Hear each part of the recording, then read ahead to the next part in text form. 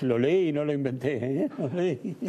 Yo no me atrevería a hacer ningún pronóstico. Yo tampoco, pero me asusta. Pero de todas maneras, claramente el gobierno no ha encontrado solución a la corrida cambiaria que comenzó a fines de abril. Me parece que se equivocó al declarar que había terminado la corrida cambiaria. Sí, me acuerdo que Elisa Carrió dijo el dólar a 23 es el dólar. Bueno, está en 31 sí. Y los signos de desconfianza externa se siguen acumulando. Es muy importante, ¿eh? De manera que yo preferiría no hacer augurios ni tremendistas ni para seguir calmar a nadie. Aguantando. Ciertamente sería temerario decir algo.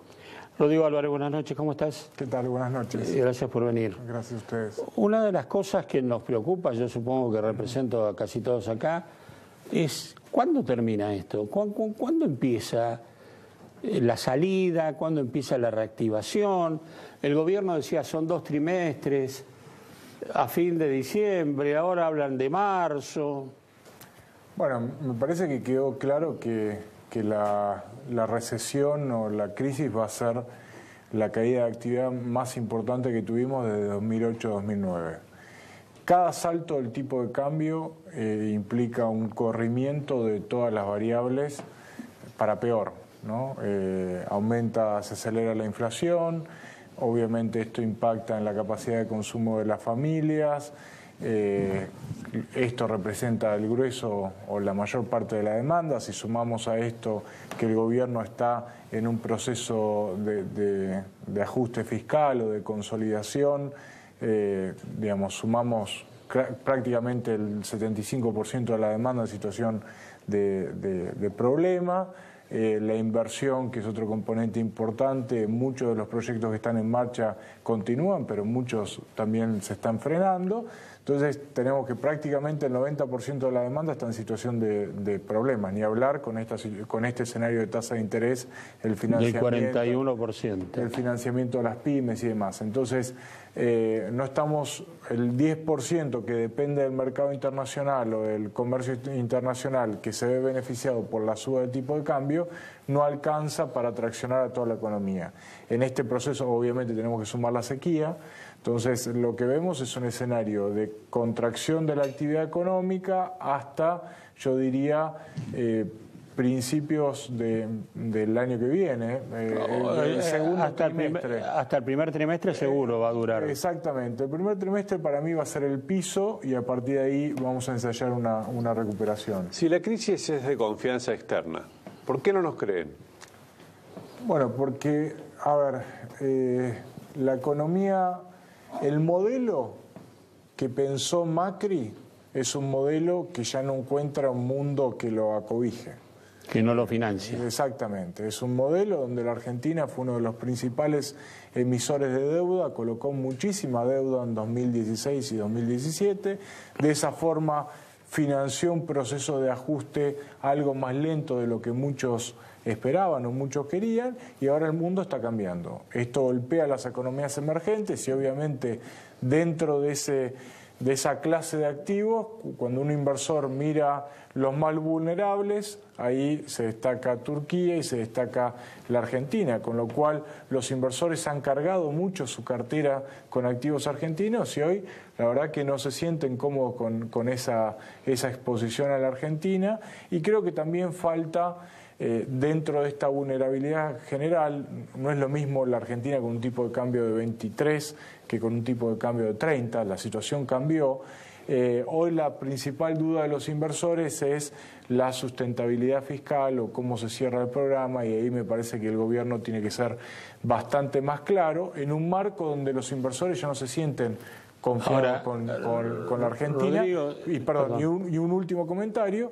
Y hay elecciones el año que viene, que es lo que estuvieron hablando mucho al principio del programa, y obviamente esto preocupa, ¿no? ¿Cuál es el modelo del de gobierno hecho, que viene? A Quintana le preguntaron en Estados Unidos qué pasa en el 19, él dijo no, seguro que gana Macri. Bueno, si él está seguro deberá ser así, pero lo miraron como diciendo Bueno, ¿están seguros? Es una fuente, digamos, ¿cómo arranca la recuperación? Creo que la recuperación de la economía arranca el año que viene cuando los salarios empiecen a recuperarse después de la pandemia. Este año, pérdida de salario real. Este año, pérdida de salario real. El año que viene se empieza a recuperar el salario, el componente que no vamos a ver traccionando es la inversión. Porque hay que pensar que, obviamente, en un escenario con incertidumbre política, los inversores, antes de hundir capital, lo que hacen es esperar a tener un escenario político mucho más claro, y me parece que esa claridad hoy no está en la Argentina. Yo escuché exactamente lo mismo en 2015, incluso el propio actual gobierno, los candidatos de entonces decían, cuando lleguemos nosotros, el clima de inversiones va a cambiar y las inversiones van a venir. No llegaron en gran medida, llegaron muy parcialmente. Luego se dijo, no, el gobierno de Macri necesita ser apoyado electoralmente porque de esa manera habrá rendido un examen ante los mercados. Ganó las elecciones y las ganó bastante bien el año pasado. De nuevo vuelve el discurso de ahora tiene que ganar por otro periodo más porque de otra manera no va a despejar nunca los fantasmas del regreso del populismo a la Argentina. ¿Hasta cuándo va a haber elecciones para que los mercados le crean a la Argentina? El problema no es si los mercados le creen o no le creen. Acá tenemos que pensar en la sociedad primero antes que en los mercados, en los inversores, en las empresas de vaca muerta que tienen que tomar una decisión si hunden capital o no hunden capital. Y la verdad que el principal problema que tenemos en Argentina es que nos gustan los sprint de 100 metros, pero nunca... Hacemos el esfuerzo por la maratón. Exactamente, la maratón. Y no vamos a cambiar la realidad de la Argentina en 4 años, después de las cosas que se hicieron mal y el nivel de deterioro. Menos de 4 años, pues 2 años se perdió con el gradualismo. Bueno, con el gradualismo se perdió, pero también, digamos, a ver, hay que pensar que hoy ya hay un mercado de cambio unificado, que se corrigió parte de las tarifas. Está bien lo del mercado. Ahora yo te digo, un mercado unificado, un mercado libre, flotante. Uno en un país equilibrado no espera saltos como lo que sufrimos nosotros, de 28 a 31 en un día. Coincido. Y esto a la inflación, digo, este es el problema. El gobierno cometió errores después de haber ganado las elecciones de medio término.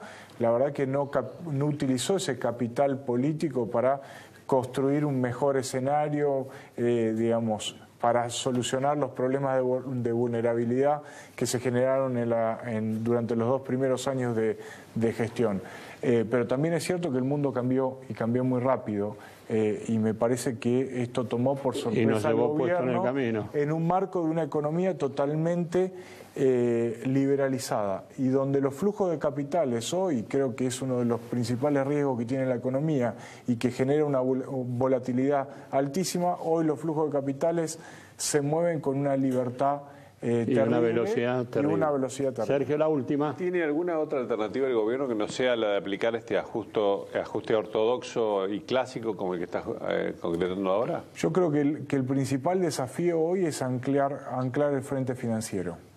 Como lo decía, como planteaba antes, cada salto de tipo de cambio genera un reseteo de la economía, una recesión que termina siendo más profunda y en definitiva más pobreza. Entonces, me parece que tiene que anclar ese frente, el frente financiero, generar estabilidad en el tipo de cambio. Seguramente esto tendrá que venir asociado a un nuevo financiamiento, algún swap, algún compromiso mayor. ¿Con lo que se tiene no basta? Con lo que se tiene alcanza, pero hoy los mercados están demasiado nerviosos para confiar solamente en el acuerdo con el Fondo Monetario. Hay que frenar la hemorragia. La hemorragia es el tipo de cambio que todos los meses salta 1 o 2 pesos. Hasta que no se estabilice esa hemorragia, pensar en el resto de las variables es complejo. Rodrigo, fue un gusto. Muchas gracias, Gracias por haber venido. Ya se va a sentar en el